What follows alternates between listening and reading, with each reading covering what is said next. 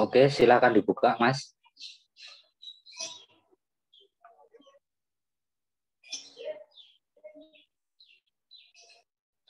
Baik, Pak. Sebentar.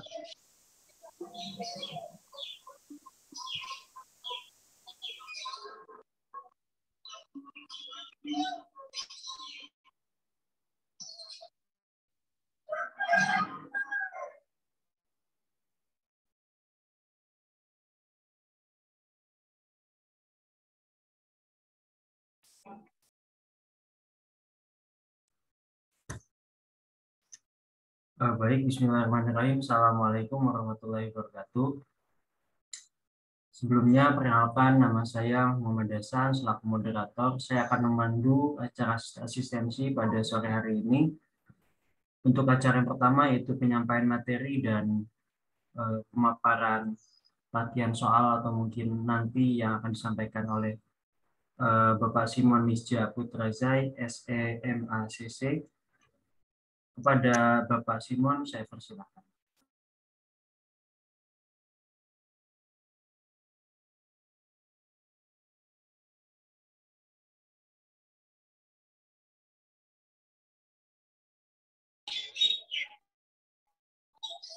Oke, terima kasih teman-teman. Assalamualaikum warahmatullahi wabarakatuh. Hari ini saya akan menjelaskan beberapa persiapan untuk teman-teman. Sebenarnya kita sudah mempelajari dari beberapa pertemuan terakhir, guys, khususnya setelah mid semester. Ini kita akan melakukan preparation course, bagaimana dan apa saja yang harus kita pelajari. Nah, yang pertama itu kita mempelajari mengenai bagaimana persamaan-persamaan regresi itu dilakukan, dan nanti akan saya berikan soal-soal atau contoh-contoh perhitungannya kalau ada waktunya. Namun yang sebelumnya kita mau menjelaskan tentang materi-materi mengenai base linear unbiased estimation, mengenai uji keabsahan suatu regresi dan bagaimana regresi itu menunjukkan atau bagaimana suatu regresi itu dapat dikatakan valid, dapat dikatakan baik, berdistribusi baik sehingga bisa melakukan prediksi terhadap suatu fenomena ekonomi yang dinamakan rentang ekonometrik.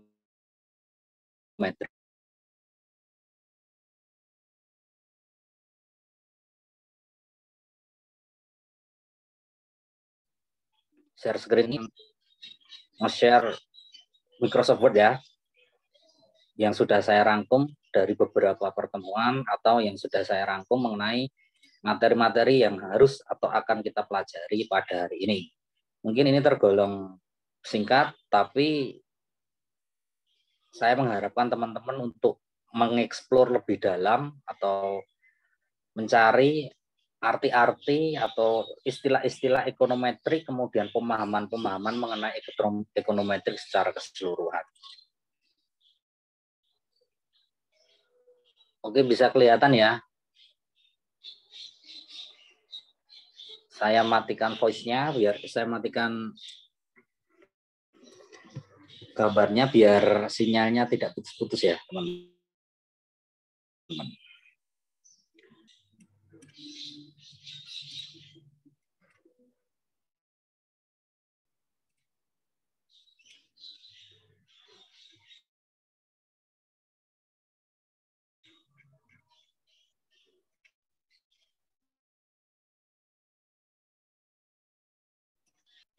Oke, yang pertama kita di ujian kali ini kita dosen-dosen itu ada beberapa soal yang di mana soal nanti teman-teman disuruh milih seberapa baik atau milih yang paling mudah untuk teman-teman kerjakan, yang paling mudah untuk teman-teman buat. Dan kemudian ini ujiannya besok itu luring atau di kelas, sehingga tidak memungkinkan untuk melakukan pengolahan-pengolahan data menggunakan statistical review atau statistical software. Tapi teman-teman diizinkan untuk, mungkin ya biasanya diizinkan untuk menggunakan kalkulator dan hanya kalkulator, dan kemungkinan nanti open book teman-teman. Nah, sekaligus karena open book, maka teman-teman ada beberapa hal yang perlu teman-teman pahami. Yang pertama yaitu mengenai instrumen ekonometrik dalam kaidah Bayes linear unbiased estimation. Kenapa sih harus diperlukan Bayes linear unbiased estimation? Itu karena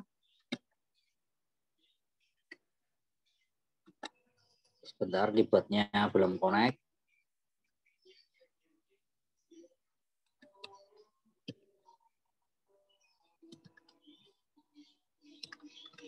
Karena untuk menunjukkan adanya kebenaran dan akurasi ya, akurasi suatu pengujian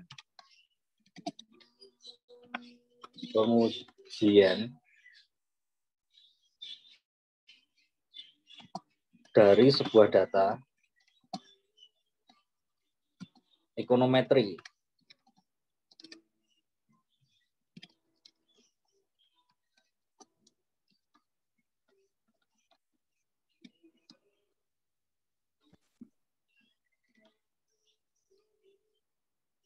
Nah, apa saja yang dilakukan di dalam Bayes linear unbiased estimation itu kita akan perdalam. Yang pertama, teman-teman pasti sudah tahu dan pasti memahami ya mengenai uji normalitas, uji normalitas dan kaidah-kaidah normalitas pada umumnya. Kemudian apa sih yang dimaksud dengan distribusi normal? Kita kembali lagi ke mata kuliah statistik di mana ada modus, median, dan mean.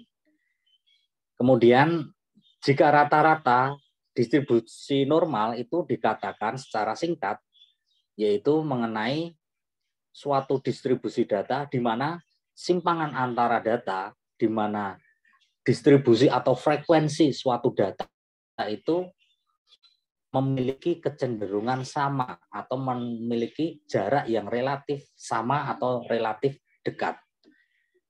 Itu merupakan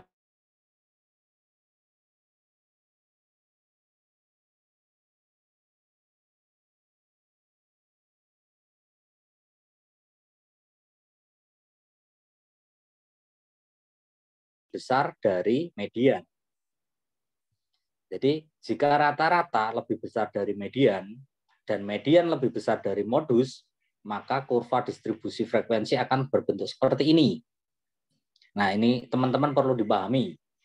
Kemudian kurva distribusi frekuensi terbentuk adalah menceng ke kanan ya, pasti memiliki kemencengan positif. Kemudian jika rata-rata lebih kecil dari median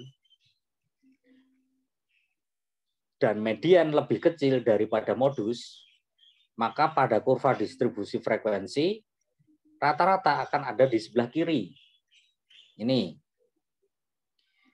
Itu jika rata-rata lebih kecil dari median.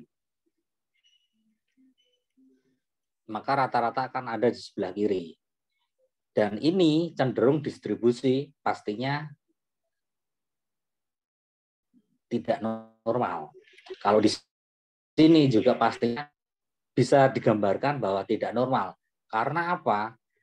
Nilai yang terbesar itu lebih mendominasi atau di sebelah kiri. Kemudian rata-ratanya justru lebih rendah. Jadi fair menurut ahli-ahli statistik ini tidak fair. Jika data seperti ini itu dilakukan pengujian menggunakan prediksi distribusi data. Nah, kalau yang fair kan seperti ini. Jadi ketika ada progres data yang dilakukan pengujian secara umum atau pengujian secara rentang statistik, rentang ekonometrik, maka akan memprediksi hasil yang kemungkinan itu mendekati apa yang diharapkan. Kemudian kita bicara mengenai normalitas. normalitas itu suatu distribusi data atau urut data yang memiliki titik konstrak, memiliki titik yang ada median, min, modus itu jaraknya berdekatan dan memiliki rentang jarak semua distribusinya mendekati sama atau setara. Kemudian di dalam Bayes linear unbiased estimation itu ada uji normalitas yang merupakan sebuah uji yang dilakukan itu untuk menilai, menilai sebaran data pada suatu kelompok atau variabel. Nah, menilai apakah variabel tersebut terdistribusi normal atau tidak gitu ya. Kemudian selain itu juga untuk menentukan data yang telah dikumpulkan dari sebuah populasi, apakah sampai misalnya populasi pedagang kaki lima itu diambil dari populasi investor atau pengusaha. Itu kan tidak make sense dengan apa yang kita harapkan. Nah, metode Bayes linear normalitas itu merupakan salah satu uji asumsi klasik. Maka di dalam metode asumsi klasik yang normalitas itu sebenarnya tidak begitu rumit ya. Uji normalitas itu dapat digunakan dengan cara menggunakan chi-square, di mana chi-square itu merupakan suatu pengujian single variable non parametrik yang dibandingkan atau nilai chi-square dibandingkan dengan nilai tabel chi-square. Jadi ini adalah perbandingan. Ini adalah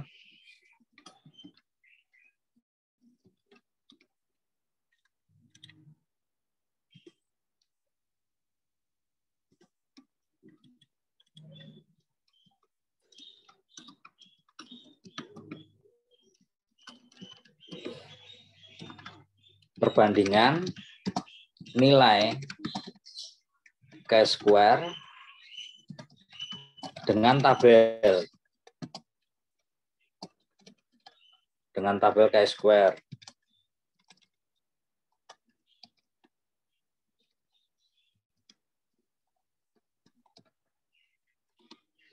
Kemudian Kolmogorov-Smirnov dan Lilfors itu merupakan pengujian dari distribusi kalau sama sifatnya. Kalau Lilfors Shapiro-Wilk itu dengan menggunakan, kalau ini ya saya jelaskan, kalau Kolmogorov-Smirnov itu menggunakan absolut residual dari sebuah regresi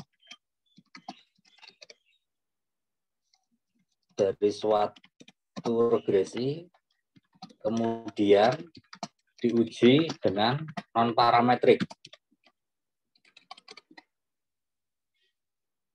Kemudian Lilfors itu diuji single dengan statistik deskriptif. Pengujian dengan statistik deskriptif.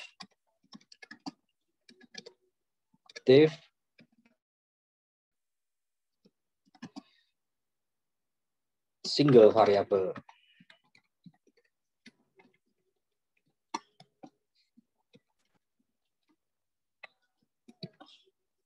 Nah, sama Shapiro-Wilk juga single.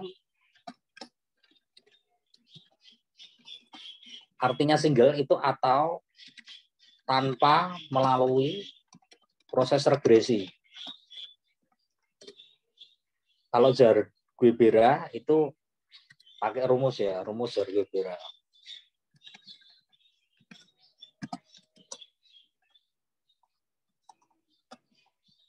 Nah, saya akan memberikan contoh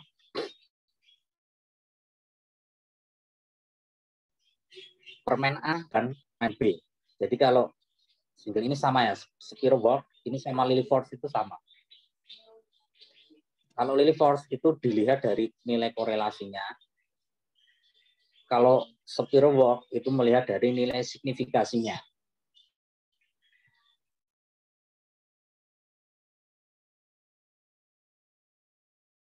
Nah, kemudian apa yang bisa kita lihat dari tabel ini? Bagaimana cara kita membuktikan normal atau tidaknya? Di sini dikatakan tidak normal ketika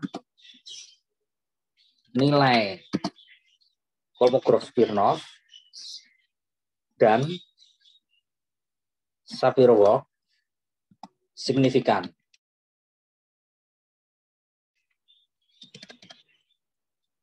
Nah, dikatakan tidak normal itu ketika nilai Kolmogorov-Smirnov dan nilai Shapiro Walk itu signifikan. Artinya kalau signifikan itu adalah kurang dari 0,05. Oke ya. Kemudian sebaliknya dikatakan normal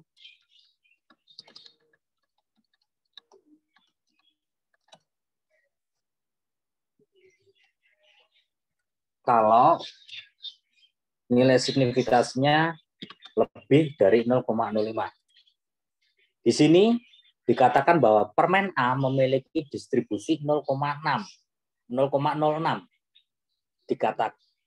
Diartikan bahwa permen A memiliki distribusi normal karena nilai signifikasi lebih dari 0,05. Jelas ya? Nilai signifikasi lebih dari 0,05. Dikatakan normal.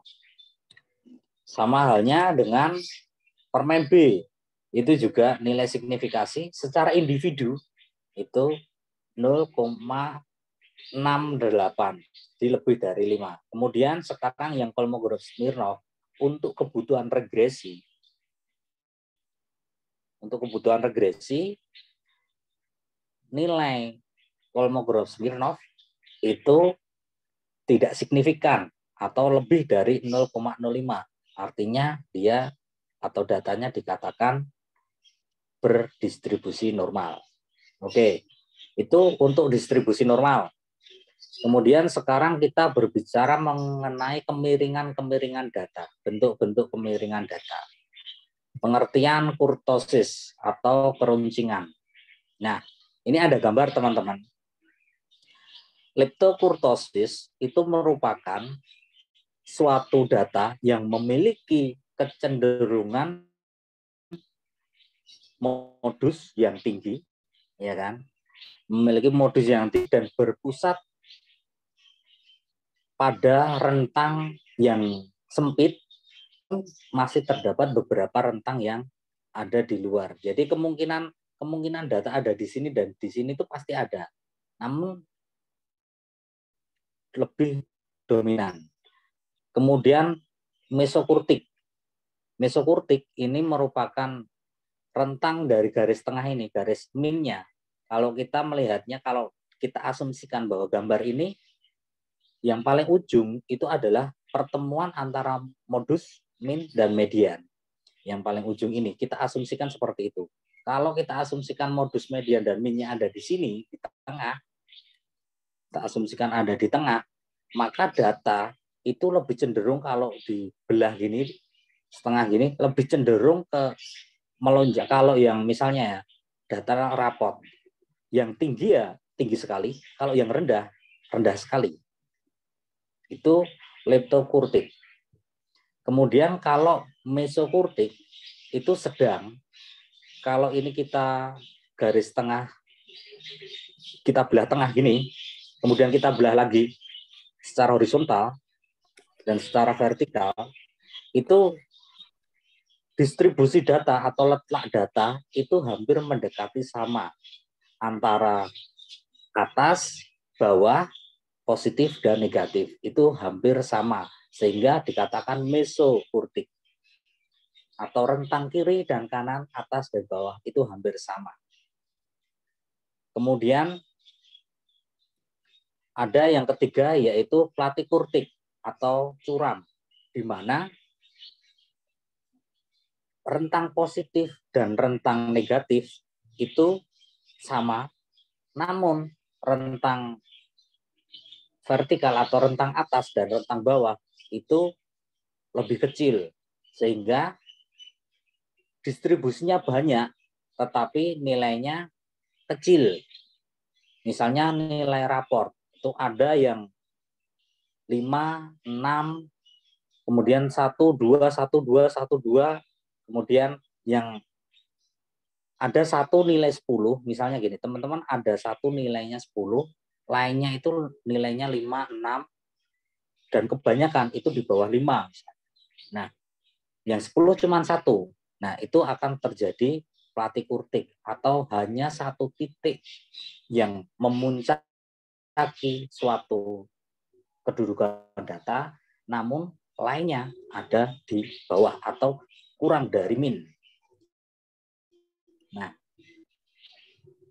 kemudian kita penjelasan secara singkatnya, kurtosis itu adalah tingkat kepuncaan dari suatu distribusi yang bisa diambil secara relatif terhadap distribusi normal. Kita tadi relatifnya seperti apa sudah saya jelaskan ya. Ketika seperti ini, ketika leptokurtik, artinya nilainya yang kalau tinggi itu pasti tinggi sekali, kalau rendah, rendah sekali. Kemudian dan distribusinya hampir sama, misalnya tinggi ada 10, nilai misalnya nilai 10 orang, nilai rapot yang memiliki nilai 10 itu ada 5, yang memiliki nilai 4 itu ada 5. 10 tambah 4, 14, rata-ratanya 7. Nah, kalau leptokurtik, misalnya rata-ratanya dapat nilai 10, tapi diberi rata-rata 7, kan tidak fair. Yang satunya dapat nilai 4, tapi diberi rata-rata 7, wah senang banget gitu. Jadi terlalu leptokurtik atau yang tinggi terlalu curam atau terlalu puncak relatif tinggi. Leptokurtik yaitu merupakan distribusi yang memiliki puncak relatif tinggi.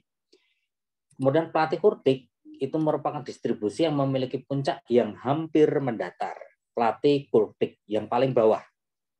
Ya, jangan salah ya, platikurtik itu yang paling bawah yang memiliki puncak yang hampir mendatar. Tidak ada yang tinggi tapi kerendahan gitu. Tidak terlalu tinggi tapi kerendahan. Jadi rata-ratanya sangat rendah. Misalnya ada rata-ratanya tadi kan misal 7 ya. Misalnya ada nilai 10, satu nilai 10, tapi rata-rata kita itu 4 gitu. Rata-rata kita itu 4, terlalu platikurtik, terlalu rendah sekali. Masa dapat nilai 10 tapi rata-rata kelasnya kok 1, kok 4 gitu. Jadi di sini tidak fair. Oh, ternyata berarti ini harus dibuang nih gitu.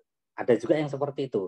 Nah, kalau dibuang nanti harapannya sama, oh berarti harus dieliminasi nih biar fair. Misalnya dalam satu kelas itu yang mendapatkan nilai 100 itu satu orang, lainnya mendapatkan nilai 40. Berarti yang satu orang ini yang harus dipindahkan ke kelas lain, bukan dipindahkan atau bukan diturunkan nilainya gitu. Nah, kemudian kalau mesokurtik tadi rentang atas, bawah, kiri, kanan itu hampir semuanya sama, merupakan distribusi yang memiliki puncak tidak tinggi dan juga tidak mendatar. Bila distribusi ini merupakan distribusi simetris, kita lihat distribusi simetris tadi, ada min, median, modus itu sama, maka distribusi mesokurtik itu dapat dikatakan sama atau normal, terdistribusi atau bisa saja dianggap normal. Itu mengenai kurtosis. Kalau ada satu lagi gambar mengenai skewness, skewness itu landai. Kalau ini puncak, skewness itu nekuknya ke bawah gitu. Atau landai. Kayak huruf N gitu. Tidak ada puncaknya, terlalu landai. Jadi menemukan rata-rata sangat sulit. Huruf N, kemudian huruf U dibalik sama ya. Kemudian ada yang ya seperti huruf N ada yang panjang. Jadi yang di sini seperti persegi lah, persegi dibalik itu jadi persegi. Jadi menemukan min-nya itu susah gitu, atau tidak spesifik. Itu kalau kecenderungan, kalau skewness. Kalau kurtosis itu min-nya kadang-kadang terlalu tinggi nih. Bisa ketemu min-nya tapi terlalu tinggi. Tapi kalau kurtosis, kalau skewness, gambarnya kalau skewness misalnya ini seperti ini ya.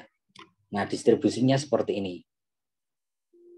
Skewness ini kan kita runcing ini seperti gunung, kalau skewness seperti ini. Nah, ini menentukan rata-ratanya susah. Di mana kita mau menentukan rata-rata? Atau misalnya ketemu pun tidak spesifik. Nah, itu kekurangannya skewness. Kalau kekurangannya kurtosis, itu adalah min-nya terlalu tinggi. Rata-ratanya 7, padahal ada yang dapat nilai 4 dan ada yang dapat nilai 10. Itulah kurtosis. Oke. Nah, untuk mengantisipasi adanya kurtosis, itu maka perlu diuji tabel distribusi normal. Nah, ketika tidak normal, kita harus melihat kurtosis dan skewness-nya atau melihat distribusinya. Kalau distribusinya atau melihat tabel scatter plot-nya, biasanya kalau di SPSS itu ada tabel scatter plot-nya, atau teman-teman buat sendiri pakai Excel, itu pakai tabel scatter plot, min-nya itu kemudian digambar seperti ini. Atau dibuat secara otomatis ya, itu akan tampak bentuknya seperti apa. Nah, kalau misalnya menemukan bentuknya leptokurtik, berarti nilai-nilai yang tinggi harus dieliminasi. Itu ya. Atau nilai-nilai yang sangat rendah itu perlu untuk dieliminasi. Nah, itu merupakan, nah kemudian diuji lagi uji normalitas. Itu salah satu bentuk dari distribusi data. Kemudian yang kedua teman-teman, mengenai multikolineritas. Apa sih itu multikolineritas? Itu adalah sebuah situasi, kondisi di mana hubungan antara variabel itu sangat kuat dalam sebuah model regresi. Kemarin sering sekali saya sampaikan juga di kelas bahwa jangan sampai ada variabel yang saling terkait. Misalnya tingkat suku bunga, itu peningkatan tingkat suku bunga itu juga diikuti dengan peningkatan pertumbuhan. Sedangkan mereka berdua adalah variabel independen. Ketika independen juga harus diuji independensinya sejauh mana kan gitu. Harus sangat independen. Nah, multikolineritas itu menguji harapannya tidak ada hubungan yang kuat antara dua variabel bebas atau lebih. Nah, kemudian kita bicara mengenai penyebabnya. Apa sih penyebab yang menyebabkan hal tersebut secara langsung? Misalnya penggunaan variabel dummy, teman-teman menggunakan variabel dummy-nya tidak pas nih. 01, 02, 03, 1, 2, 3, 4, 5 itu pengukuran variabel dummy-nya kurang pas atau tidak akurat. Pasti akan berakibat multikolineritas. Kemudian adanya perhitungan sebuah variabel bebas didasarkan pada variabel bebas lain di dalam model regresi atau di dalam model. Misalnya variabel pertumbuhan itu 12 bulan. Oh, berarti misalnya nilai pertumbuhannya juga harus linear dong, harus 12 bulan juga. Kemudian jangan sampai misalnya data yang ada di dalam misalnya data inflasi itu bulanan, kemudian data suku bunga itu harian 360,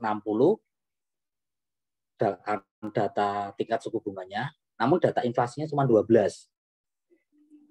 Nah, itu tidak bisa. Sehingga harus linear karena kita mau menguji regresi linear berganda. Sehingga tidak didasari oleh variabel lain. Kemudian bagaimana cara menghitungnya, teman-teman? Kita kalau menggunakan SPSS dan juga menggunakan EViews, itu juga kita mengetahui nilai varian inflation factor dan juga mengetahui nilai toleransi. Di mana jika nilai toleransi itu kurang dari 1 dan varian inflation factor itu lebih dari 10 atau 11 gitu ya, maka diindikasikan adanya multikolineritas. Ini yang umum, tapi ke sebagian pakar itu menyebutnya kalau kurang dari 0,2 itu bisa diterima. Kalau nilai varian inflation factornya itu lebih dari 5. Itu di luar itu akan terjadi multikoliner. Nah, sebagian besar multikoliner karena ini menjadi satu di dalam pengujian include regression, maka ini sering paling banyak digunakan itu toleran dan varian inflation factor di dalam menguji multikolineritas. Nah, contohnya ini nilai toleransi. Nilai toleransi itu lebih dari 0, ini di sini kita lebih ya. Sorry. Oh, ini kalau dapat diindikasikan adanya multikolineritas. Jadi tidak ada multikolineritas ketika, berarti kita balik aja biar tidak bingung. Tidak terjadi multikolineritas ketika nilainya lebih dari 0,01, ya kan? Ini tadi karena kalau terjadi multikolineritas ketika nilai kurang dari 0,01. Nah, ini tidak terjadi multikolineritas ketika lebih dari 0,01 dan nilai varian inflation factor itu kurang dari 10. Ini nilai toleransi. Nah, yang harus kita penuhi untuk menjaga agar tidak terjadi multikolineritas itu nilai ini. Kita cek ya, nilai toleran apakah sudah lebih dari 0,01? Lebih ya? Lebih. Kemudian nilai varian inflation factor apakah kurang dari 0,05? 0,10? Oke, kurang ya. Berarti di sini dikatakan bahwa dari 1, 2, 3 variabel bebas tidak terdapat multikolineritas. Itu gitu ya. Sekarang heteroskedastisitas. Itu kebalikan dari homoskedastisitas. Jadi ini tingkat kemandirian suatu variabel. Dilakukan dengan tujuan untuk menguji apakah terdapat ketidaksamaan variance. Variance itu jarak ya. Kalau di dalam bahasa ekonometri, variance itu selisih, proporsi. Ketidaksamaan proporsi. Jarak antara saya bergerak ke Semarang sama jarak Anda bergerak ke Semarang itu tidak jauh berbeda. Misalnya saya jaraknya 1 kilometer ke kampus, Anda juga jaraknya kurang lebih 1 kilometer ke kampus. Nah, salah satu pelanggaran terhadap asumsi klasik itu biasanya sering terjadi heteroskedastisitas. Terjadi jika varian dari nilai error suatu pengamatan ke pengamatan lain itu terjadi ketidaksamaan atau tidak konstan. Kalau kemarin saya gambarkan di area, itu di luar area. Melenceng-melenceng itu pergerakan datanya.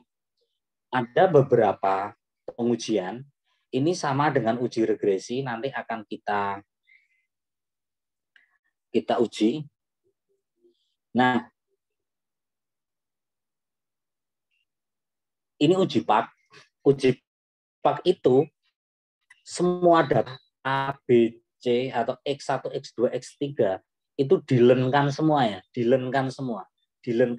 Y-nya itu juga dilenkan. Kemudian kalau Y-nya dilenkan, kemudian dinaturalkan ya, kemudian diabsolutkan, dikuadratkan. Nah, kemudian len kuadrat itu diregresikan dengan len dari variabel-variabel tersebut. Nah, jika nilai signifikasi lebih dari 0,05, jika nilai signifikasi lebih dari 0,05, nilai signifikasi lebih dari 0,05, maka dikatakan tidak terjadi hetero.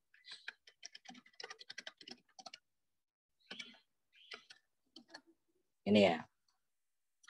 Kemudian sekarang kita belajar mengenai uji Gleiser. Uji Gleiser, kalau uji Gleiser itu nilai dari semua variabel X itu kita regresikan dengan nilai errornya atau absolut residual. Absolut residual itu adalah nilai error yang dikuadratkan. Nah, di sini ada kasus satu yang signifikan, yaitu harga emas. Harga emas itu terdapat heteroskedastisitas karena nilainya itu kurang dari 0,05. Nah, ini datanya perlu dicek lagi, teman-teman. Kalau kasusnya seperti ini, datanya perlu dicek lagi apakah ini apa yang salah. Misalnya kita uji normalitas secara independen dengan apa? Kalau kita menguji normalitas dengan Shapiro-Wald tadi. Misalnya kita mengujinya pakai Shapiro-Wald tadi mana? Nah, ini kita pakai Shapiro-Wald ini. Apakah terjadi normalitas di uji normalitas, apakah normal atau tidak? Kemudian datanya yang salah di mana, yang outlier di mana, atau perlu ditransform atau tidak. Itu mengenai heteroskedastisitas. Uji Gleiser, kemudian heteroskedastisitas dari Sperman-Rowe. Itu sama, nilai. Nah, kita gini teman-teman. Kalau teman-teman nanti melakukan pengujian dengan 3 data atau 4 data, atau 4 cara, misalnya uji Pak, uji Gleiser, uji Sperman-Rowe, dan juga uji scatterplot, itu teman-teman pilih mana yang terbaik. Nah, kemudian Sperman-Rowe nilai signifikasinya dikatakan signifikan. Ini Sperman-Rowe itu uji korelasi namanya. Nah, itu jika terdapat heteroskedastisitas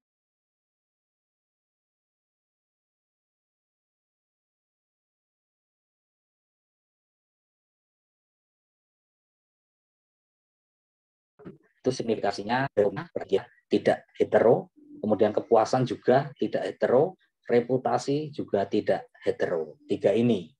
Kalau ini kan absolut residual ya. Jadi mengkorelasikan antara kualitas dengan absolut residual, mengkorelasikan antara kepuasan dengan absolut residual, mengkorelasikan antara reputasi dengan absolut residual.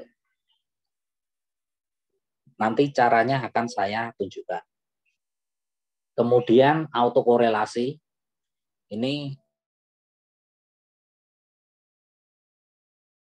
saya ambil dari teori yang Ghazali dan Azizat. Model regresi dapat dikatakan baik ketika bebas autokorelasi. Jelas ya, karena salah satu dari uji asumsi klasik. Karena adanya observasi berurutan sepanjang waktu saling berkaitan satu sama lain. Saling ketergantungan di dalam proses observasi. Misalnya ngisi kuesioner. Kemarin waktu kuliah saya jelaskan bahwa ternyata kuesioner yang diisi itu ngisinya tirunan, contek-contekan. Alhasil, hasilnya itu ternyata terdapat autokorelasi. Itu bisa terjadi. Sehingga menguji independensi variabel. Untuk menunjukkan korelasi anggota observasi yang diurutkan berdasarkan waktu atau ruang, bertujuan untuk apakah dalam suatu model regresi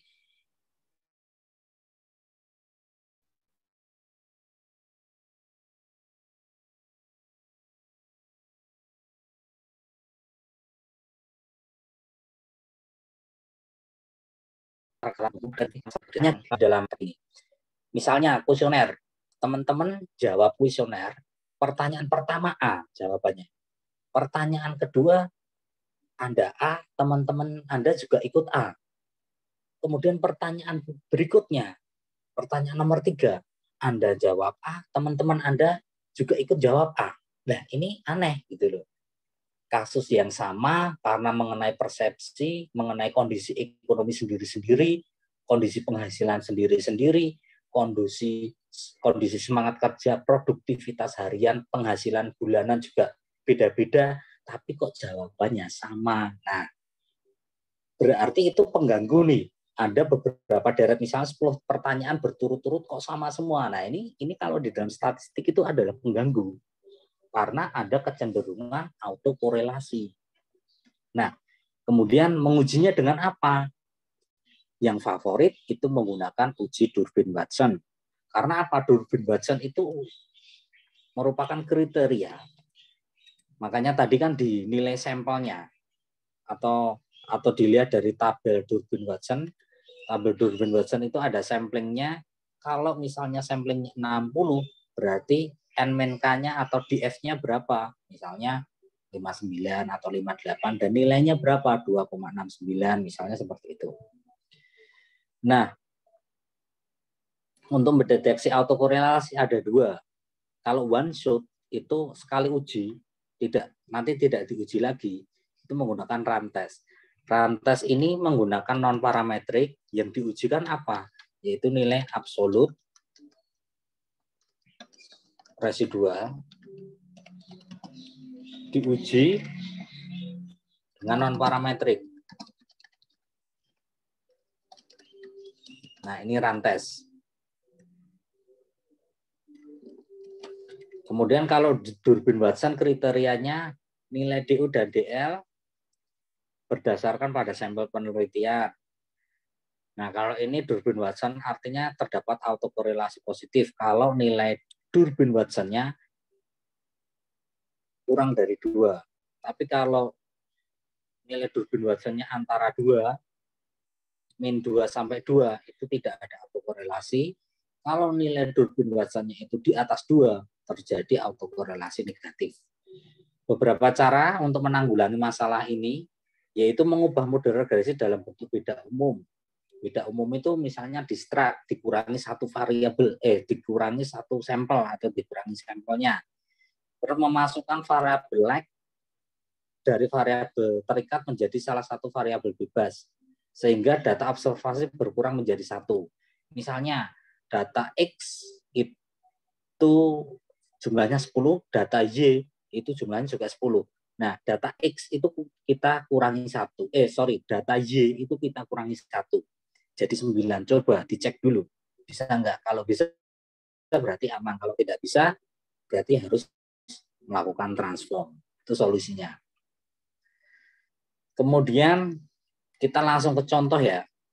Berhubung Durbin-Watson itu bisa ditunjukkan langsung di dalam pengujian regresi, maka kita langsung bisa melakukan analisis. Nilai Durbin-Watson dan nilai Durbin upper dan Durbin lower itu diperoleh dari tabel Durbin-Watson. Tabelnya ada di bawah. Oleh karena itu penelitian ini menggunakan jumlah sampel 32. Ini jumlahnya 32. Jumlah variabel bebasnya 3. Berarti K adalah 3. Maka N-3 ya, atau K3. Kita cek dulu 32 K3. Ini tabelnya, nilainya 32, variabelnya berapa tadi? K-nya 3, nilai DL, DU. Nilai DL, DU 1,24 sama 165. 1,24 dan 1,65 DL dan DU. 4 min DL itu berarti nilai Durbin-Watson itu berarti 4 min DL sama dengan 4 dikurangi Durbin lowernya ya. Durbin lowernya berarti kita 1,243. 1,243. Berarti dia adalah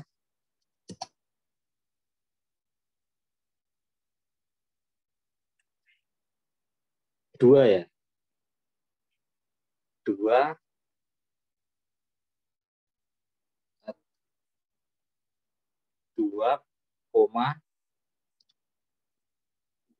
berapa? 78 ya, 7 757, Pak. Kita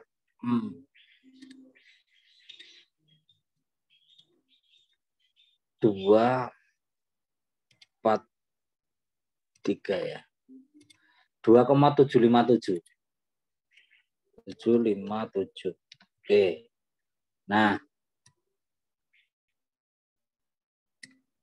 kemudian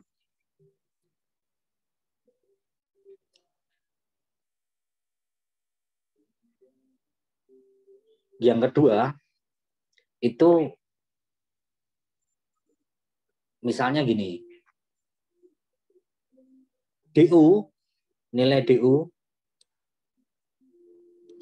adalah 4 min nilai bawahnya, turbin upper, yaitu 4 min DU. Kemudian 4 min DU sama dengan 3,345 ini ya.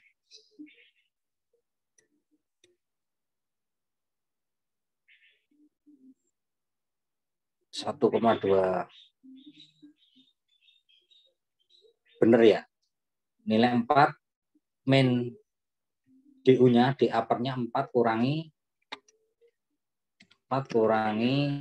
di upper-nya berapa? 165.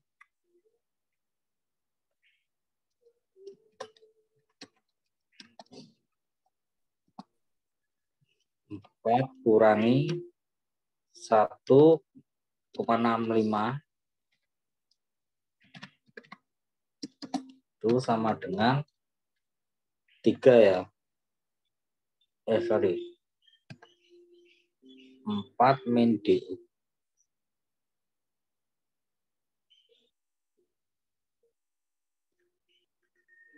1,65.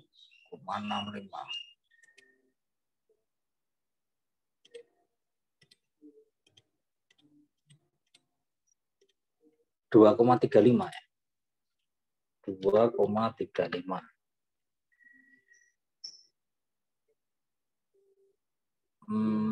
Bentar. Ini pengujiannya 2,28. 2,35.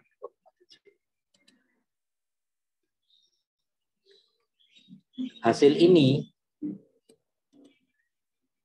4 DL.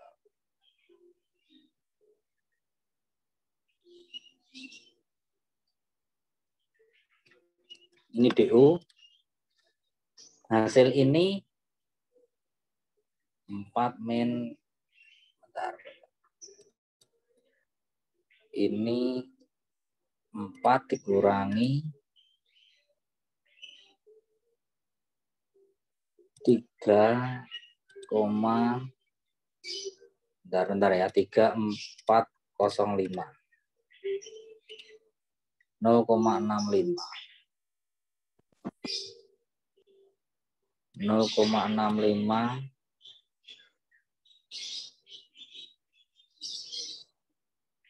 nilai DW, nilai Durbin Watson. Oh ini. Jadi pengujian kalau korelasi positif nilai DU. Jadi ini tidak, kalau DL ini tidak dihitung sebenarnya.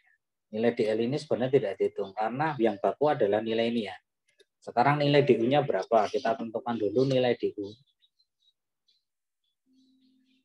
Nilai DU. Nah, nilai DU-nya tadi 1,65 ya. Ini.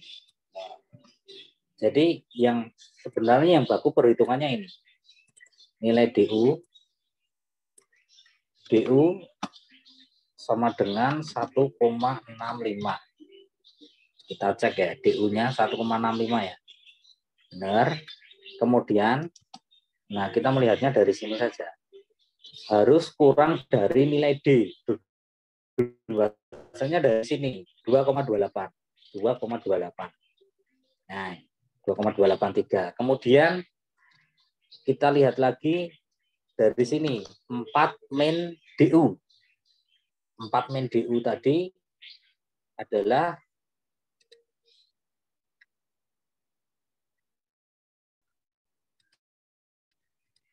berapa tadi teman-teman? 4 dikurangi DU-nya 1,65 ini kan? 1,65. 235. Nah, sini 2,35. Makanya kok beda ya. Kita yang jadi acuan kita ini ya. Tadi sudah saya bold. Nah, nilai DU itu harus, kalau nilai ini, nilai 1,6, kalau nilai Durbin Watson-nya ini lebih besar daripada, lebih rendah daripada ini, 165, maka terjadi autokorelasi positif. Kalau nilai Durbin Watson ini lebih tinggi daripada nilai 4 min DU, itu autokorelasi positif. Yang ini tadi negatif, yang ini positif. Nah, artinya seperti itu. Nah, berarti nilai DU, gini aja yang DU, kemudian ini DW, atau Durbin Watson, kalau ini adalah 4 min DU. Nah, gini.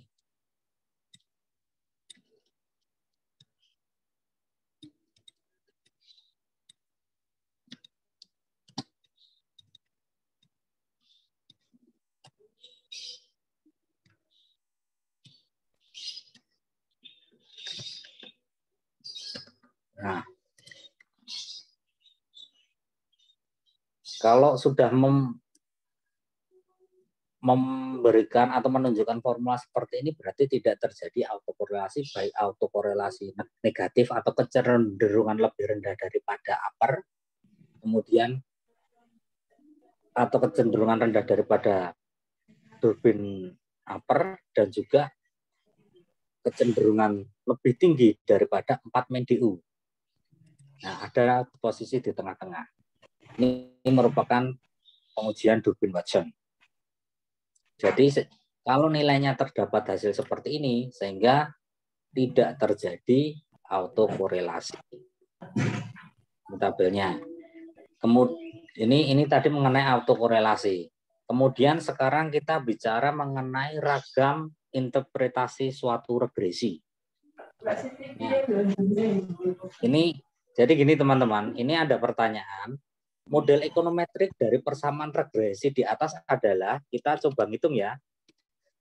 Ini model persamaannya berarti, kan rumusnya kan Y sama dengan slope intercept plus slope ya, B X1 plus BX2 plus B X3 gini kan. X3 dikalikan nilai error. Nah, kita masukkan. Yang kita masukkan adalah nilai koefisiennya. Yang kita masukkan adalah nilai koefisiennya yang ada di sini. Kita masukkan nilai A-nya. Konstannya berarti di sini adalah minus 3,78 ya. Kemudian di sini B-nya adalah sebelum masuk ke rumus ya, sebelum masuk ke rumus ini kita masukkan lagi, bentar. kita masukkan lagi nilai B-nya itu sama dengan di sini ya. Nilai CAR ini 0, minus. Nah, kalau ini min sama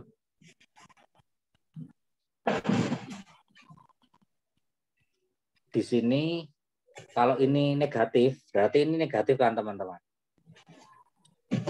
Oke ya, paham ya? Kalau ini negatif, berarti ini negatif. Kemudian berapa nih? Nilai CAR adalah 0,18 X1. Kemudian ini negatif lagi nih. Negatif nilai non-performing loan atau NPL itu adalah minus 0 minus ya. Sudah 3,23 atau 24 gitu.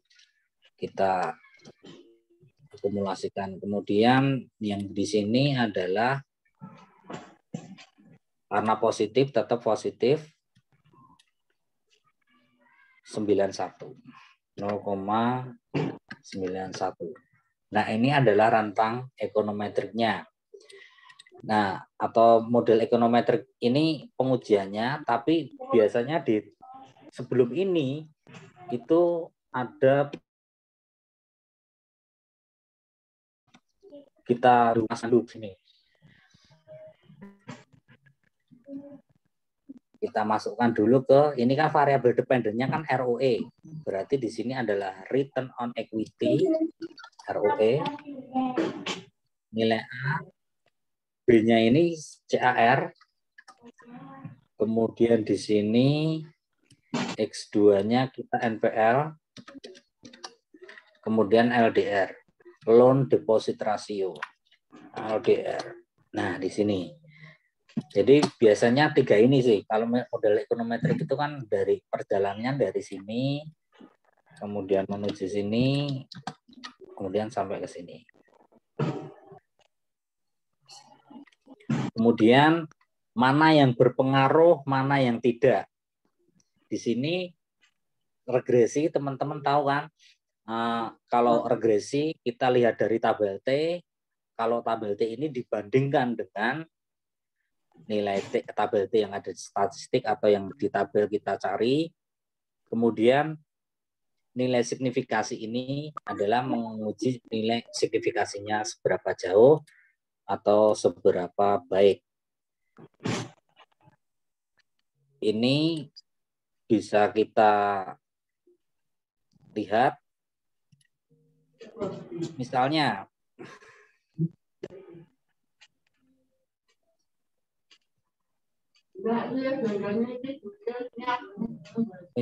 ya, kita nilai CAR itu kan kurang lebih dari 0,05, berarti tidak signifikan. Karena kalau signifikan kan misalnya kita derajat signifikasinya itu 0,05. Berarti kevalitan data itu harus lebih dari 95% kan. Nah, kalau di sini kevalitan data itu 96,6. Karena hasil iya kan 96,6. Artinya kevalitan data 99,6.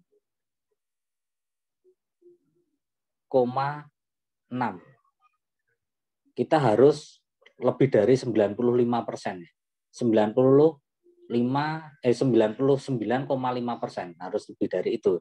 Nah, di sini ternyata 99,6. Ini. Nah, di sini 99,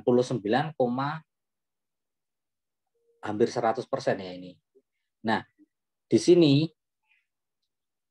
kriterianya jika nilai signifikasi itu kurang dari 0,05, maka signifikan atau berpengaruh. Kalau lebih dari 0,05 berarti tidak berpengaruh ya. Berarti kalau mana yang berpengaruh, mana yang tidak, berarti mana yang berpengaruh itu adalah nilai CAR, nilai NPL terhadap ROE.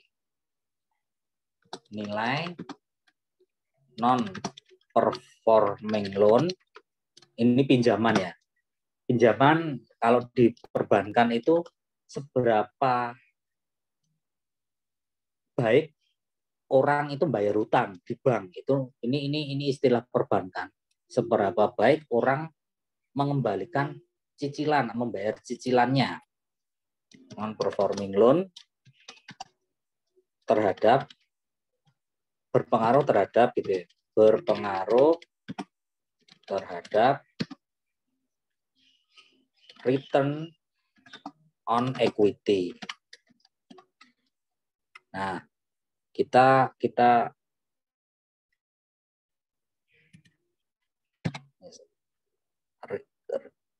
return equity. Kemudian yang kedua mengenai loan deposit ratio atau jangka panjang, pinjaman jangka panjang, itu berpengaruh terhadap return on equity.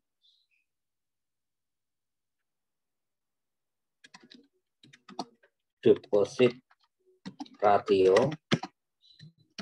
LDR itu berpengaruh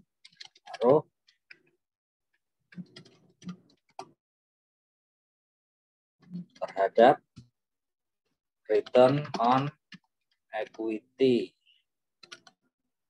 Nah, ada dua itu ya. Artinya bahwa ternyata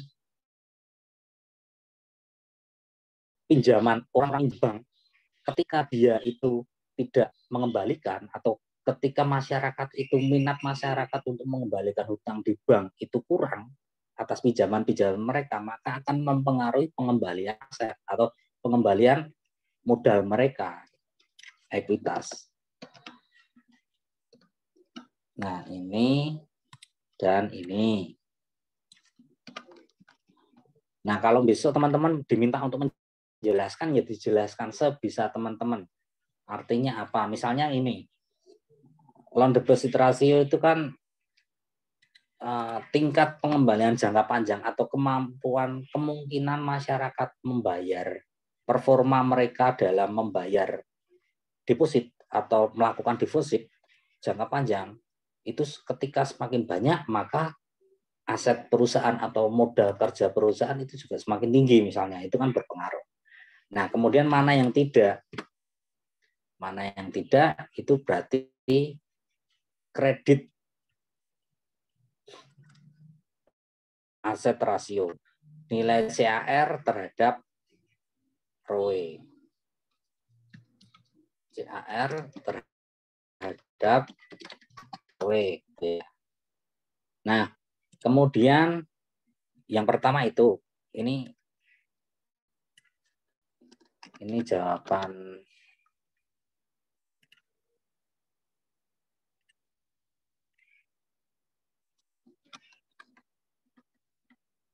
kemudian uji kebaikan model. Nah, uji kebaikan model itu ada di dalam analisis ovarian atau di tabel ANOVA. Nah, tabel ANOVA itu nilai ANOVA-nya. Nilai ANOVA, analisis ovarian, kalau teman-teman nanti di dalam regresi, itu ada, nah itu dilihat dari nilai signifikasi ini. Ketika nilai signifikasinya kurang dari 0,05, maka dikatakan bahwa memiliki goodness of fit datanya, berarti itu kurang baik atau tidak bisa melakukan prediksi. Atau dari tabel F itu misalnya kurang dari 5, ini nilai F-nya itu kurang dari 5, itu data itu tidak dapat dilakukan pengujian lebih lanjut. Kalau di sini, artinya di sini secara bersama-sama LDR, CAR, NPL secara simultan atau bersama-sama itu tidak berpengaruh terhadap return on asset. Artinya LDR, CAR, dan NPL tidak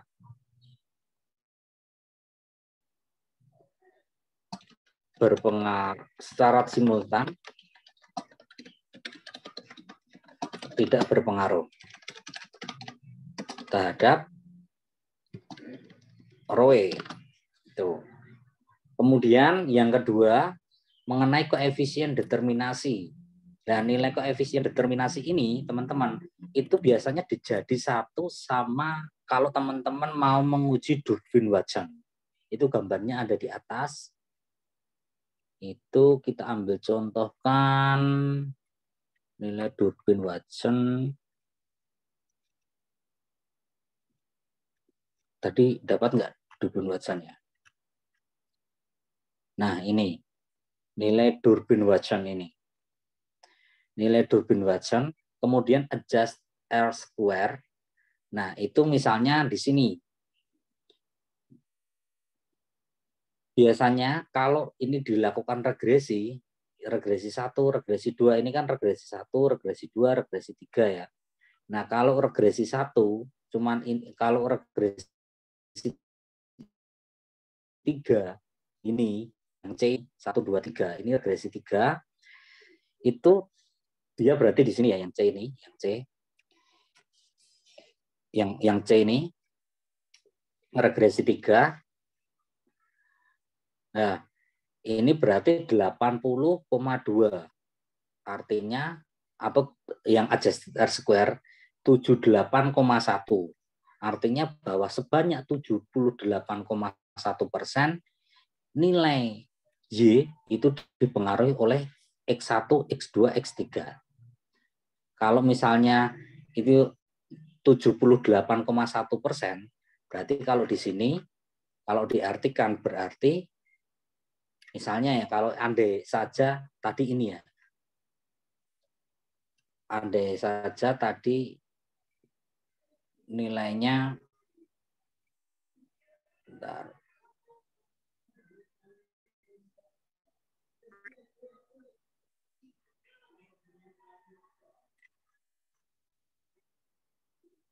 (78,1) kita cek di sini, misalnya nilainya itu koefisien determinasi, melihat adjusted R-square, misal 78,1 ini, artinya sebesar 78,1%,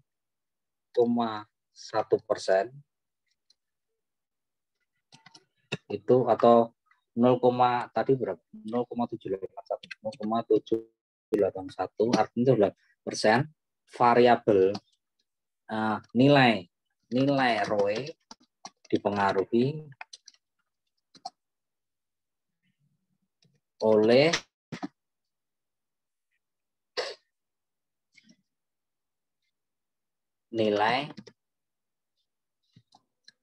variabel, oleh elemen atau variabel LDR, CAR, dan NPL sebesar itu 78,1.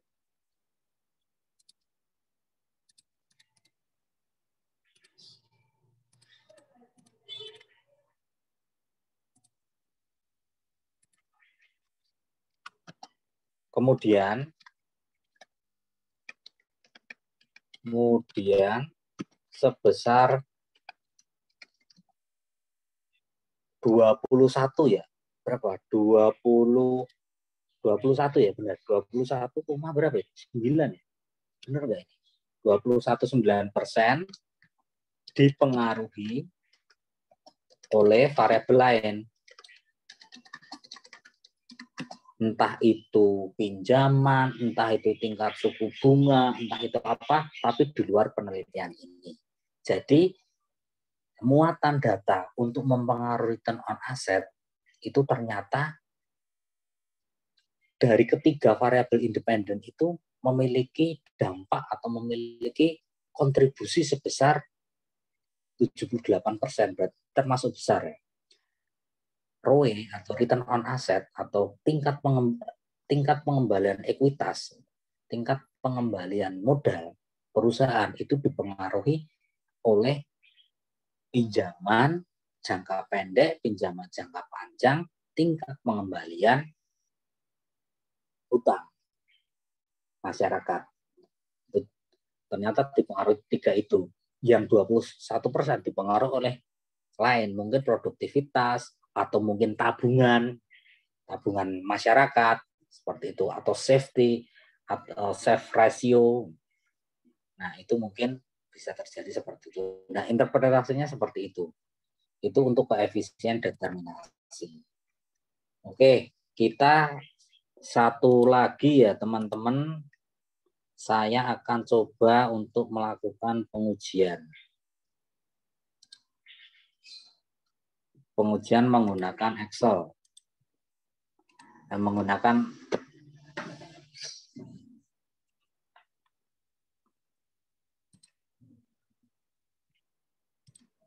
kemarin kita pakainya coba.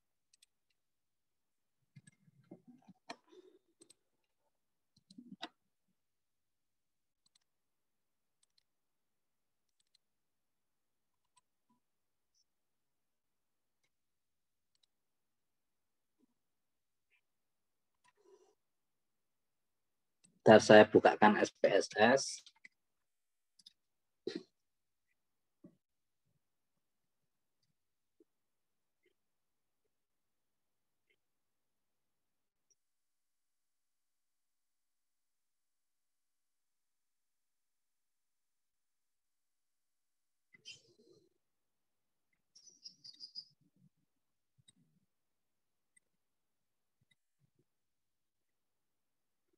Ya, on proses ya teman-teman ya.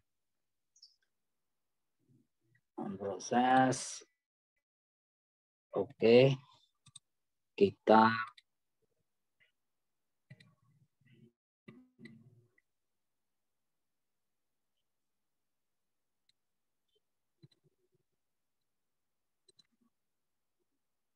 ganti share dulu.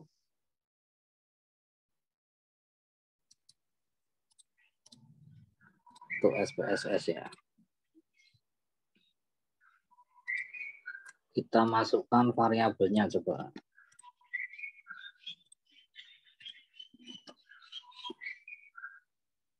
Satu, 2, 3, 4.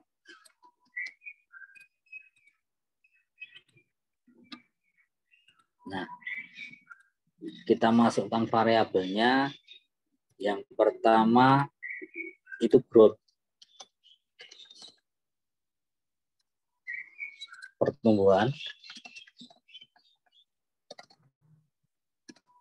Kemudian ini adalah inflasi atau INF. Kemudian di sini GR atau Gini rasio.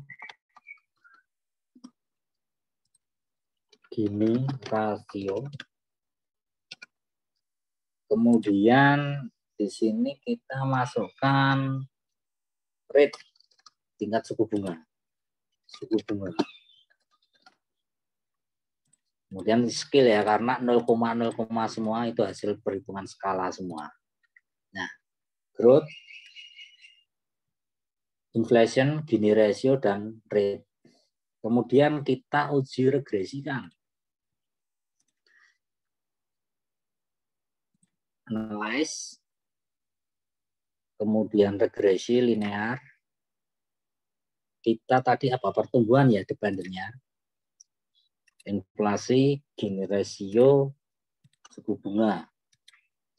Nah, kemudian kita untuk mengeluarkan unstandardized untuk uji normalitas, itu kita save unstandardized residual. Kemudian oke. Kemudian kita apalagi nih, statistik. Kita mau mengeluarkan Durbin-Watson, kita mengeluarkan nilai kolineritas atau diagnostik kolinarity, kita pakai continue, kemudian kita oke. Oh, hasilnya nggak kelihatan di situ ya.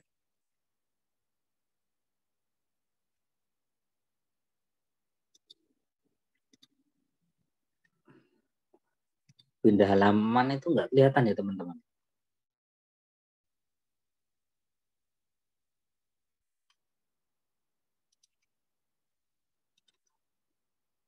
Berarti bentar. Kita stop dulu. Bentar ya. Pindah page nggak kelihatan ya. Kita lihat. Bentar.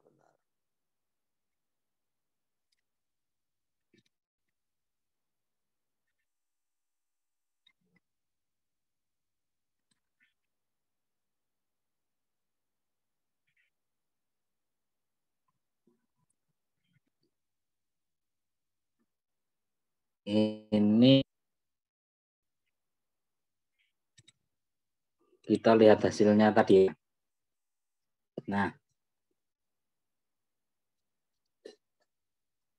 misalnya gini, kita biasanya itu yang bisa kita ambil di sini apa? Itu ini dulu. Karena kita mau melakukan uji normalitas, jadi ini kita abaikan dulu. Nanti pun mau diuji lagi, hasilnya pun tetap sama kan? Kita abaikan dulu, nanti kita cek lagi. Nah, kemudian karena tadi kita sudah nge-save unstandardized, kita tadi sudah melakukan seperti ini kan? Kita tadi sudah melakukan save ini kan, unstandardized ini kan? Sehingga ketika kita sudah melakukan save ini, jadi di sini akan keluar residual ini. Akan keluar residual ya. Oke. Kemudian kita melakukan uji normalitas dulu. Kemudian gini, deskriptif. Ini normalitas yang pertama. Explore. Plot. Normality plot test. Ya kan? Ini apa saja yang dimasukkan misalnya. Dependent faktornya ya. Misalnya dependentnya itu pertumbuhan, ini rasio suku bunga, ini untuk normalitasnya.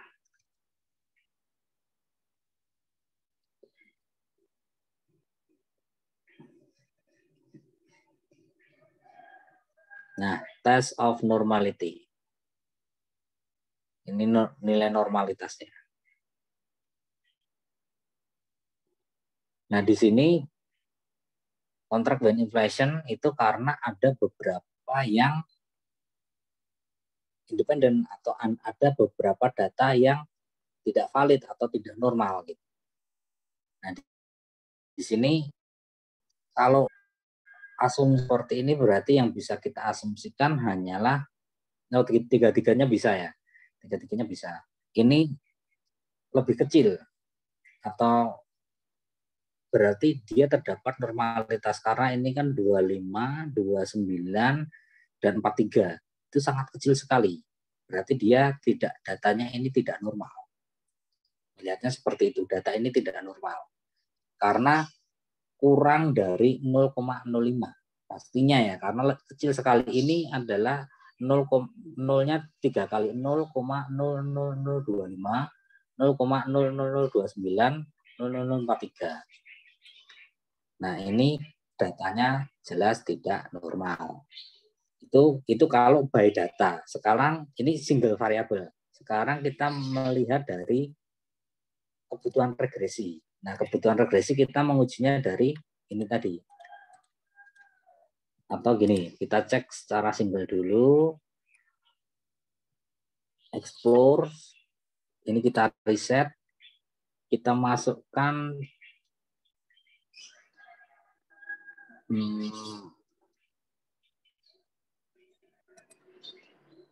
kita masukkan semuanya ya, coba di sini.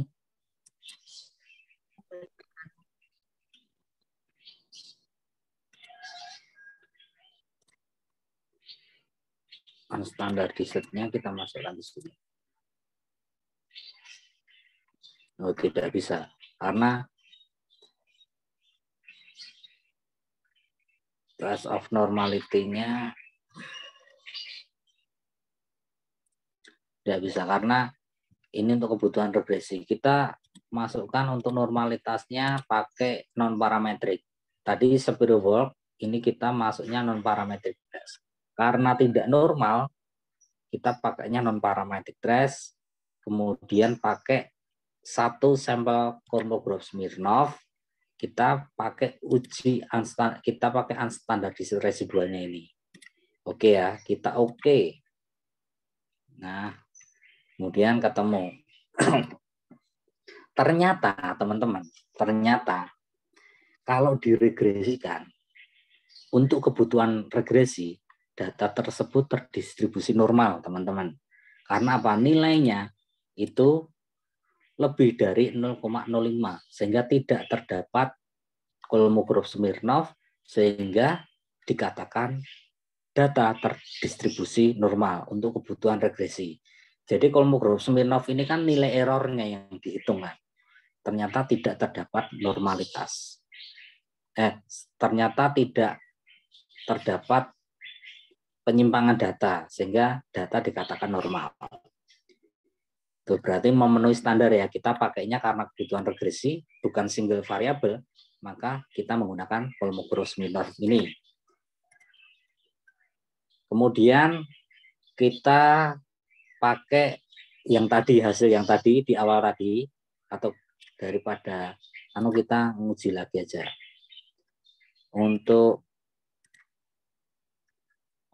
normalitas udah oke ya. Kita normalitasnya oke, kita copy. Kemudian kita save-kan di sini. Kita save-kan di Excel. Nah, ini nilai normalitas. Sementara gini dulu. Kemudian yang kedua itu kita nilai kolineritasnya tadi. Multikolineritas kita cek di awal pertama kali. Nah, nilai koefisien ini menjadi satu dengan nilai regresi kita. Itu ada toleransi dan varian inflation factor, kita copy, kemudian di sini kita cek lebih dari 0,1 dan kurang dari 10, ya kan? Ini berarti dia tidak terjadi tidak terjadi kolineritas, multikolineritas. Artinya di sini data normal, kemudian tidak terjadi autokorelasi karena nilai toleran itu lebih dari 0,01 dan varian inflation factor itu kurang dari 10. Oke ya. Kemudian sekarang kita pakai uji Gleitzer. Uji Gleitzer berarti kita mengkuadratkan ini dulu teman-teman. Ya kan? Kita kuadratkan ini. Kita kuadratkan. Coba kita transform compute variable. Di sini absolute residual ABS residual gini. Kemudian kita absolutkan nilai unstandardized. Nilai unstandardized kita kuadratkan, kita oke. Nah, ini sudah diabsolutkan ya. Kemudian setelah diabsolutkan kita regresikan. Analyze. Kita regresikan, kita reset absolute residualnya yang kita jadikan independen, kemudian pertumbuhan, inflasi, indeks Gini, rasio, dan suku bunga. Pertumbuhannya nggak pakai. Inflasi, indeks Gini, rasio, dan suku bunga. Itu kita jadikan tetap variabel independennya, kita oke. Nah, di sini ada tulisannya absolute residual, berarti ini adalah uji Gleitzer. Di sini dikatakan bahwa tidak ada yang kurang dari 0,05, artinya dia tidak terjadi heteroskedastisitas. Oke ya. Di sini uji Gleitzer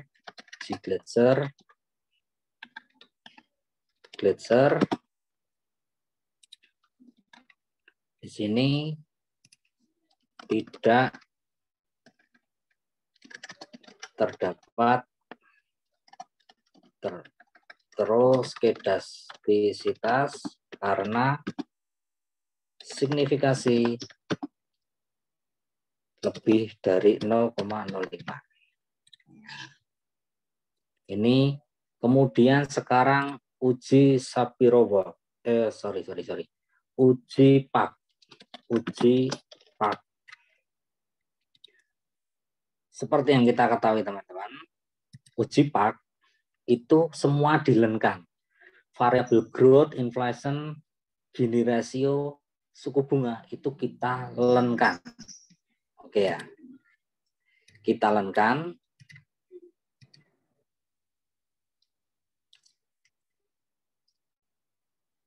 Kalau uji Pak itu kita lenkan semua. Sama dengan kita transform compute variabel. Kita pakai len X1 gitu ya. Len X1 di sini kita cari len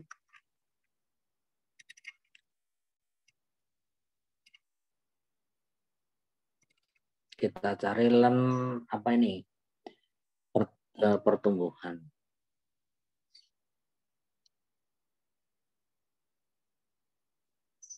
Kita cari pertumbuhan dulu. Ini Y. Len X1 berarti inflasi ya. Inflasi kita cari. Kemudian kita oke. Kemudian lagi, transform lagi. Compute variabel. Kemudian len X2. Len X2-nya apa ini teman-teman? Kita tadi X1, X2 ya, Gini rasio. Oke. Kita transform lagi. Kemudian len X3-nya adalah tingkat suku bunga. Tingkat suku bunga. Kita oke. Kemudian len Y. Ya, transform. Nah, untuk len Y, len Y tidak. Kita len EI. Nah, len EI ini namanya len absolut residual, teman-teman. Tadi kan kita pernah melakukan absolut residual untuk uji Gletser ya. Nah, kita punya absolut residual ini. Kita pakai absolut residual ini. Nah, jadi absolut residual dilenkan ketemu len EI ini. Len error inverse. Nah, kita oke. Nah, datanya ada semua kan. X1 ini adalah inflation, X2 ini adalah len dari Gini rasio, X3 ini adalah len dari rate atau tingkat suku bunga, dan len E ini adalah len dari absolut residual. Dan ini kita regresikan. Analyze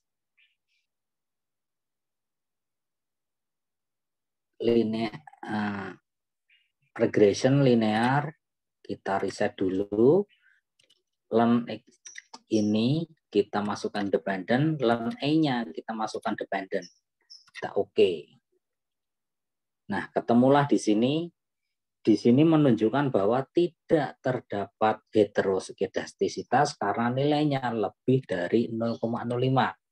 Sama ya hasilnya, karena memang datanya tidak terjadi heteroskedastisitas. Nah, ini sama.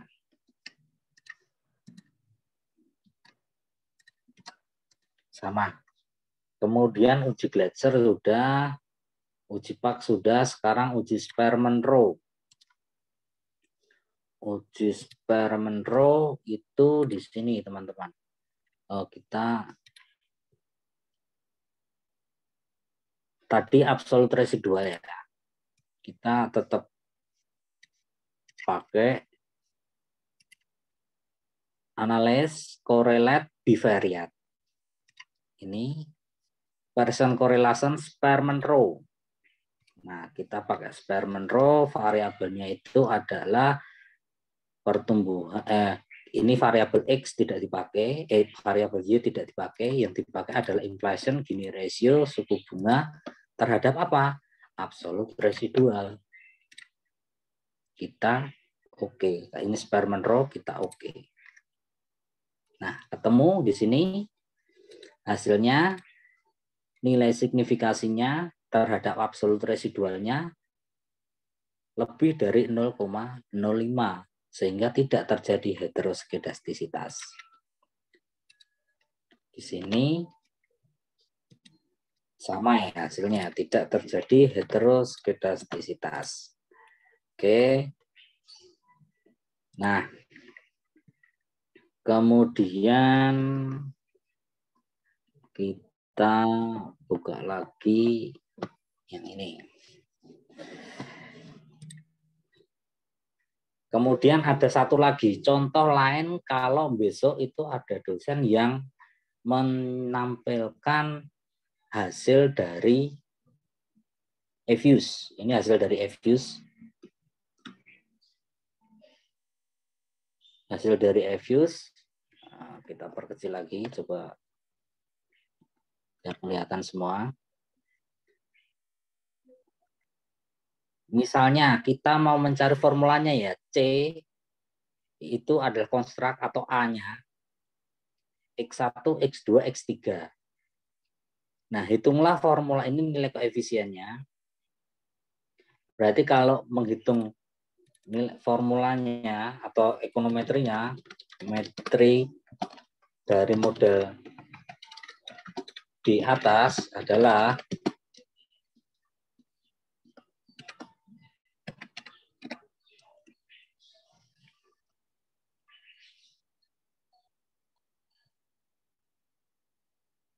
Y, dependent variabelnya Y, ya, dependent variabelnya Y.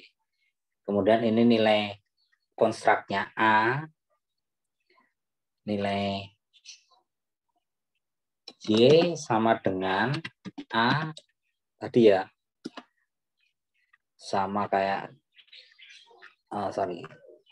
A plus B. Nah, BX1 BX2 BX3 plus error. Nah, berarti Y sama dengan A-nya ini nih 4,337 ya, 4,34. 4,34 plus B-nya min X1-nya adalah min 0,92. Berarti sini sama dengan minus 0,92 X1 dalam kurung X1 plus 1,56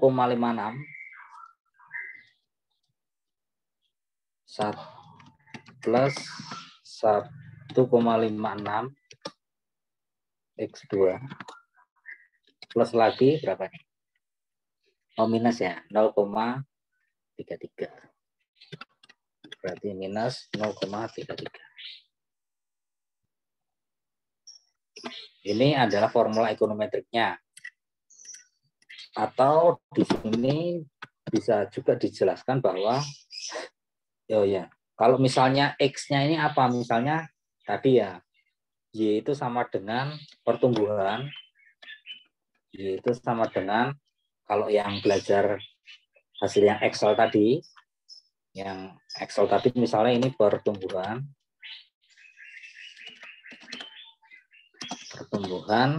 sama dengan A plus di sini adalah inflasi A plus koefisien atau B inflasi plus B Gini ratio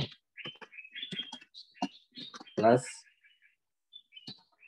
koefisien regresi dari rate plus error.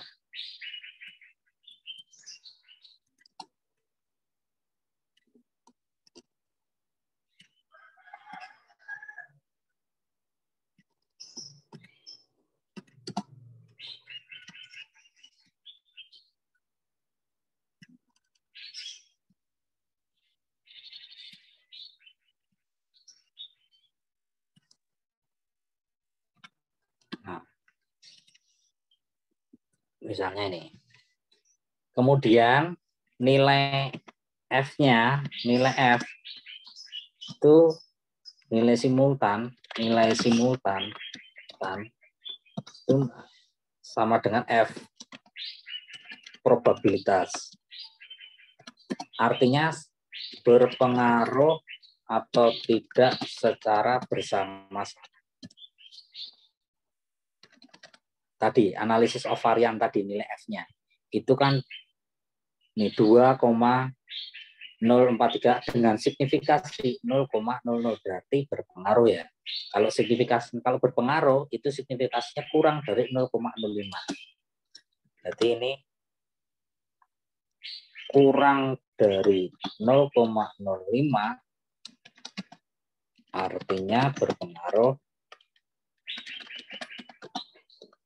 signifikan secara bersama-sama. Kemudian kalau parsial atau independen berarti di sini nilai probabilitasnya ini 0,000 semua kan. Nah, berarti ini artinya X1 misalnya pertumbuhan berpengaruh terhadap Y-nya apa? Inflasi berpengaruh terhadap pertumbuhan. Inflasi berpengaruh terhadap pertumbuhan. Nilai dengan signifikasi kurang dari 0,05 berarti sangat signifikan. Atau 0 mendekati 0 itu sangat signifikan. Nah, itu kemudian adjusted R-square atau koefisien determinasi itu pakainya adjusted R-square ya, tadi sama ya. Where itu di sini dikatakan adjusted R-square-nya 0,99. Wow, berarti 99, berapa persen ini? 17%. Pertumbuhan dipengaruhi oleh inflasi, Gini rasio, dan suku bunga. Dan yang berapa? 0,83 ya. 83% dipengaruhi oleh variabel lain. Contohnya misalnya tidak di luar penelitian ini bisa jadi dipengaruhi oleh misalnya pengeluaran pemerintah, hutang pemerintah, ekonomi internasional, seperti itu. Nah, itu bisa jadi ini cuma opsi kemungkinan, tapi di luar penelitian ini, di luar observasi ini. Nah, kemudian apalagi yang bisa kita lihat di sini? Standar error of regression, data sampel, tes statistik, Durbin Watson, nilai Durbin Watson-nya 0,355. Sampelnya ini berapa ini? Sampelnya 1900. Berarti yang masuk yang bisa diuji adalah 1960 dari 1978 yang fixed effect.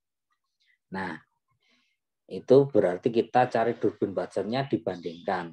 Jadi sudah ketemu multikolinear autokorelasi, kemudian koefisien determinasi, pertumbuhan, probabilitas, atau secara simultan, secara bersama-sama, ini bersama-sama simultan, probabilitas F statistik.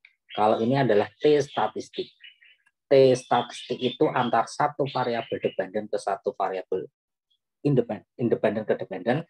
Kalau ini semua variabel independen ke satu variabel dependen. Itu kemudian Nisqual Hanaf ini juga merupakan heteroskedastisitas atau pengujian heteroskedastisitas sama nilai error. Tapi kita tidak bahas di penelitian-penelitian ini karena ini menyangkutnya ke fenomenologis atau time series. Oke teman-teman, itu yang bisa saya sampaikan. Kalau ada seperti ini yang teman-teman bisa jelaskan formulanya, nilainya, signifikasi per variabel tadi, T statistik misalnya, tapi dijabarkan ya X1 berpengaruh ini berikan T hadap Y.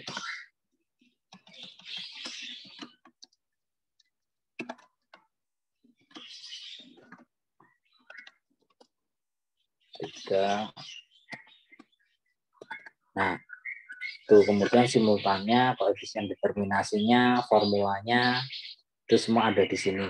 Standar error of regression sum of square residual ini kemarin sudah, mid semester kemarin sudah ya.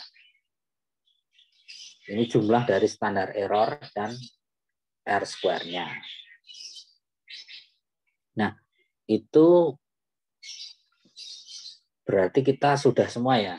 Oke, itu mungkin teman-teman yang bisa saya sampaikan. Ini nanti langsung saya kirimkan ke teman-teman untuk belajar.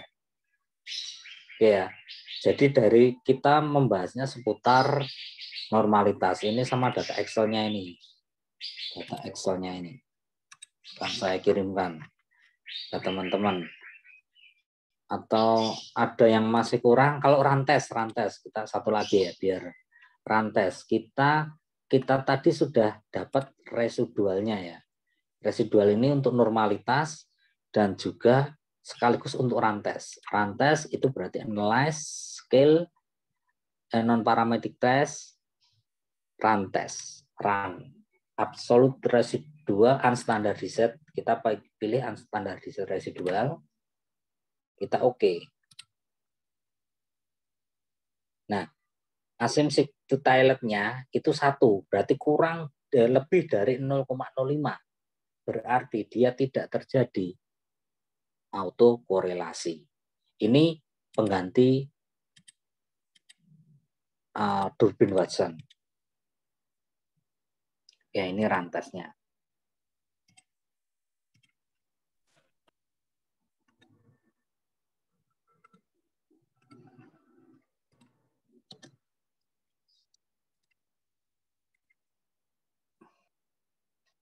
Rantas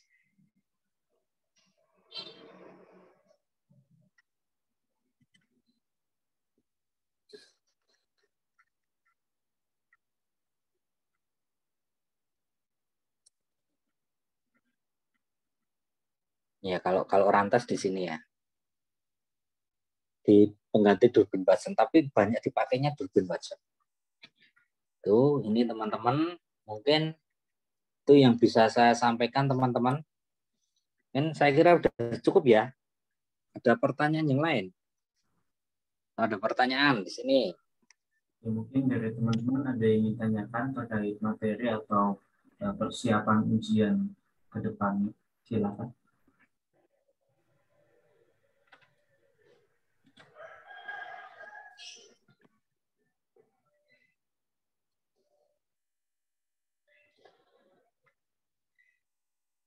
Atau filenya saya kirimkan di sini sekalian ya? Nanti boleh Pak, boleh di sini atau nanti kirimkan ke saya, nanti mungkin saya kirimkan ke teman-teman.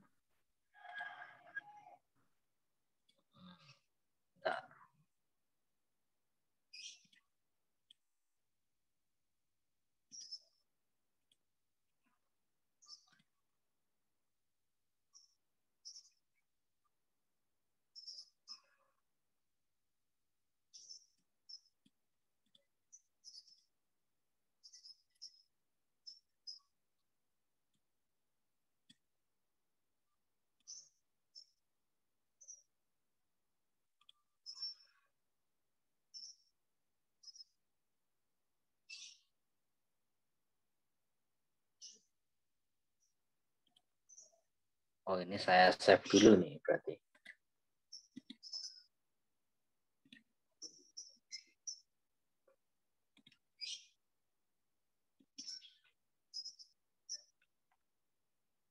Oke, nggak ada pertanyaan ya?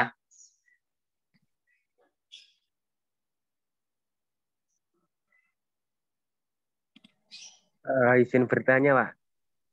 J? Tentang mekanisme UAS besok, Pak. Itu kan tentang apa ya? Tentang Excel ya, Pak. Itu besok itu peserta atau mahasiswa itu membawa laptop apa gimana ya, Pak?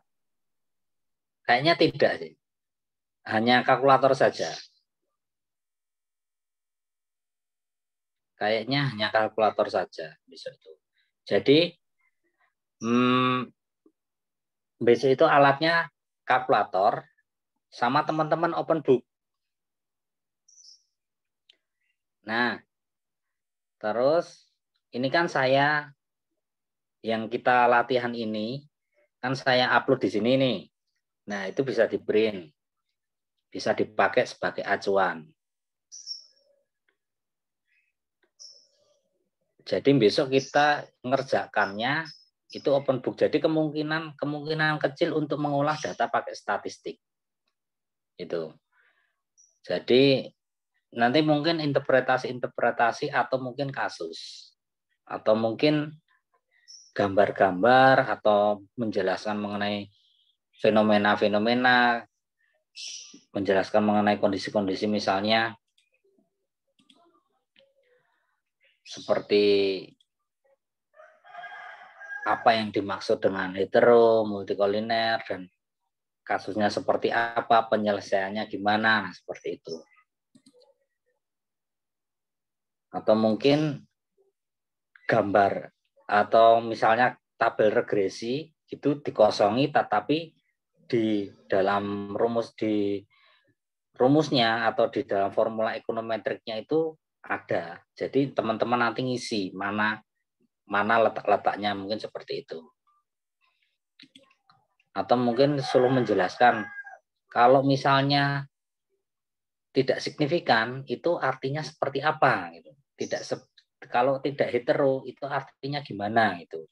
Keputusan-keputusan ekonometri seperti itu. Jadi kemungkinan karena gini ya, kalau luring itu kan tidak dimungkinkan untuk ujian dengan menggunakan aplikasi-aplikasi pelatihan kan. Jadi memang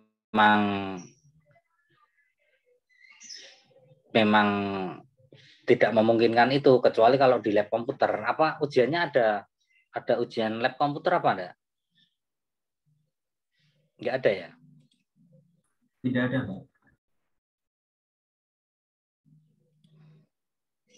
Berarti ya mungkin nanti open book, tapi pasti open book.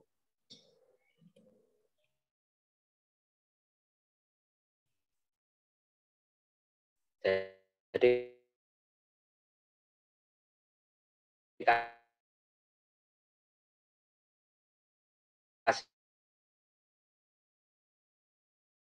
yang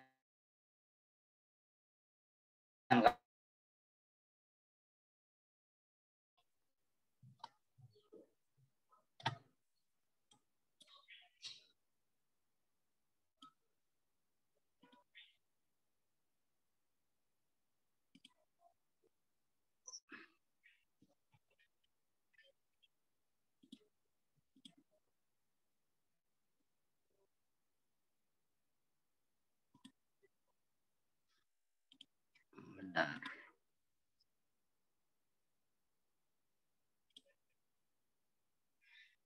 Oke. Sudah dua-duanya sudah saya kirim ya, teman-teman ya. Nanti tolong di-share ya, teman-teman ya. Itu di-save dulu aja. Di-save dulu aja. Ya, Pak. Oke.